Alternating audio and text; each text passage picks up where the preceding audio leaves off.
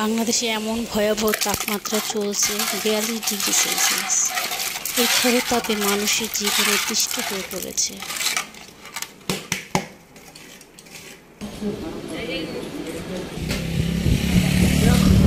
অবশ্যই করে আল্লাহ ভরসা, যে শরৎ বেড়েছে এমন পুরান চেহারা মিলে না ভাই, যা খাইয়া পড়ে না ঠান্ডা হয়ে গেল।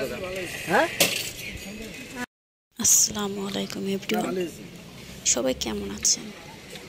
আমি ভালো আছি। এই তাপ দেখে কেউই ঘর থেকে বের হতে পারছে না।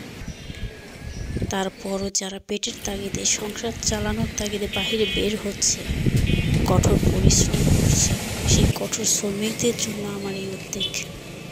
এই গরমে আমি এক গ্লাস শরবত খাওয়াতে পারছি, তাদের তৃষ্ণা মেটাতে পারছি। আর আমার এই উদ্যোগ দেখে যদি আরও 5 জন লোক এগিয়ে আসে, সেটাই আমার সার্থকতা। মানুষ তো মানুষের জন্য, মানুষের আমি যেন ভালো ভালো কাজে এগিয়ে আসতে পারি। ঠান্ডা হয়ে গেছে সেটা বলছি। এই দোয়াই করবেন। আর আমার ভিডিওটি যদি আপনাদের ভালো লেগে থাকে, অবশ্যই লাইক, কমেন্ট, শেয়ার করবেন, একটা সাবস্ক্রাইব করে রাখবেন। ভালো থাকবেন সবাই, বাই বাই।